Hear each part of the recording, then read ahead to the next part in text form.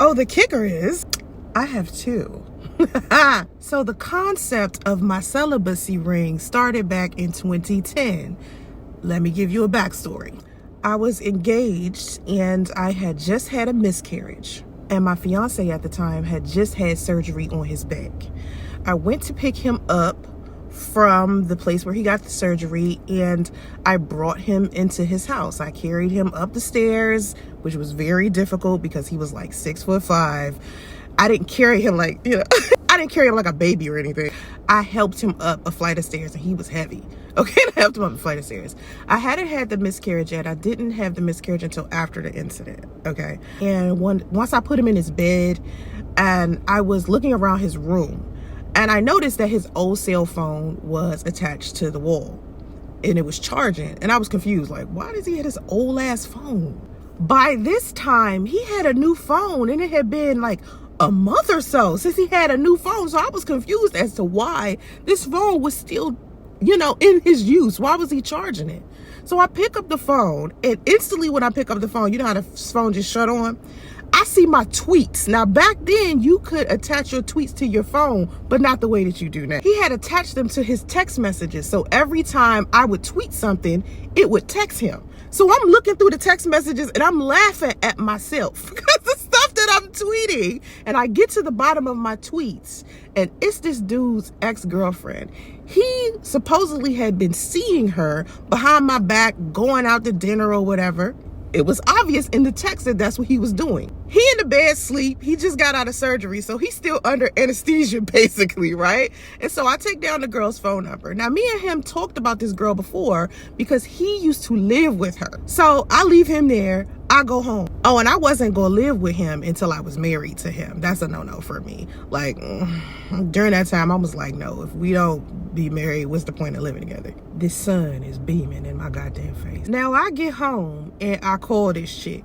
Not to beef with this chick, not to fight this chick, not to be mad at this chick, but I call her to see what's going on, because I'm going to get in his shit once she gives me the information I need to stand on. I need to know what's going on so I can be fully equipped when I confront this dude. This is what I was expecting for women to be the kind of woman I am, to where we are women before anything else. And if I catch my man cheating, he broke a promise. He broke a commitment. Even if she knew he was with me, it was still up to him to make the conscious decision to not entertain other women while he's in a relationship with me. As women, we know how men are. Men have a bro code, so we need a sister code, right? So I'm automatically thinking, oh, this is about to be a sister code situation. So she gets on the phone, and I'm even having attitude. I'm like, hey, my name is Soncerae. I am like dating such and such, right? And I just wanted to know what was going on between the two of y'all. This bitch starts cussing my ass out and starts talking to me about how that's her man and I need to leave her man alone, and just starts screaming on my ass like I'm the side chick in the situation, right? And I'm like, chick, this dude and I are about to get married, and you over here screaming at me like he your man.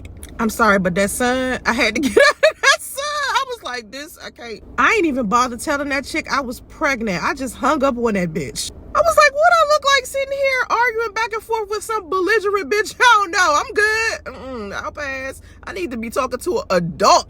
Like, I ain't got time for this. Then I'm not even satisfied with that lighting. Now I'm looking for some more lighting in this bitch. Like, goddamn. So then hours later, this bozo wakes up from his coma and calls me, upset with me because I done called her, right? And I'm like, why are you mad at me because I called her? How did you find out that I called her? Oh, because she called you, huh? And he's trying to explain to me that nothing is really going on between the two of them. I'm like, fuck out of here. Engagement off. No more wedding. Mind you, our wedding was supposed to be like the next week or the week after that. And I'm like, fuck that. I am not doing that shit, right? I wasn't a big wedding type of woman. I'm like a justice of peace, have a get together in the backyard type of person, right? It's easy to call off a wedding when you really just go into the justice of peace, right? Close family and friends, you could just call them and be like, We ain't doing this. A damn week go by. I refuse to answer this dude calls. I'm mad. Okay? I'm hot. Right? So finally, he convinces me to drive over to his house. I get over to his house under the guise that he's just going to tell me the truth about what's going on with him and this woman. I get in his house. He not telling me the truth. He lying to me about her. He trying to make it seem like he ain't seen her and such and such and such. And I'm like, dude, I read the texts. He had no idea I even seen the text messages, right? So I just get up and leave, go get in my car. I get in my car. He gets into the passenger seat. And I'm like, nigga, I'm trying to leave. Get out of my car. He's sitting here yelling. I'm like, if you don't get out of my car, whole 25, 30 minutes. He's sitting here yelling at me and I'm just sitting here like, dude, can you just get out of my car? I just keep saying it over and over again. And I'm like, dude, if you don't just get out of my car. And you know what he says to me? So what? I'm talking to my ex. What's the big fucking deal? By this time, I'm so pissed already because I done asked this dude to get out my car. I slapped the absolute fuck out of him. Do you know what he does to me? Takes his hand, palms my side of the head, and smushes it into the window. So I slap his ass again. And this Negro does it again. Instead of getting out my car, he does it again. I'm like, just get the fuck out the car. Because I was about to just start fighting this dude. Right? And I've been in too many physical altercations. And by this time, I was like, you know what? I'm a little bit over 30. I do not have the bandwidth to continue to get into physical fights with the men that I'm dating. By this time, every single relationship I had been in, with the exclusion of maybe one or two, had been one that had domestic violence. And I started to see that I was becoming the aggressor myself. I was becoming the one who was violent too. Ladies, you can't expect a man not to hit you if you hit him first. Let's just talk about that.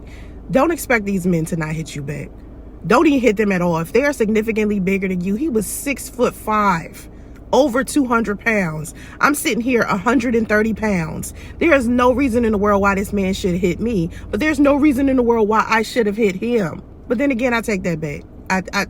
He was pushing me. I told his ass to get the fuck out my car and he wouldn't. So I should have just called the police and then his ass would have been another black man locked up. But anyway, so I drove off because he finally got out after that.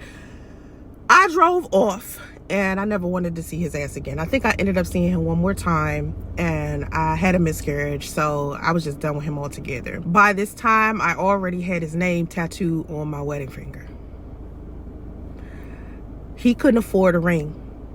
And I knew he wanted to marry me. So I tattooed his name on my ring finger. And ever since then, ever since we broke up, I've had a different mindset about relationships. I got into a polyamorous relationship. I was in the swingers lifestyle for a little while. And then I decided that I was going to buy me a celibacy ring. I was going to be celibate until I found a man that actually wanted to be with me and only me, and who could actually replace the ring that I put on my own finger. It's a constant reminder that there is nothing in this world that a man could buy me that I can't buy myself, except for his symbolism of love. So if I have a symbolism of love that proves that I love myself, I love God, I love my body, and he can't replace it with proof that he loves God, he loves my body, he loves me, then I don't want to be with him. And still to this day, I'm okay if I never end up being with a man, because I love me enough. You understand what I'm saying? Like, I got enough love for myself that I don't need male validation. If a man is around, great. If a man loves me, even better. If a man replaces my celibacy ring, finally. So yeah, celibacy ring. So if you go to SonceraeMonique.com, I'll sell you one. I'm gonna sell you one for the low though. I got a whole store. I got a book and everything on my website, SonceraeMonique.com. So go check it out, okay?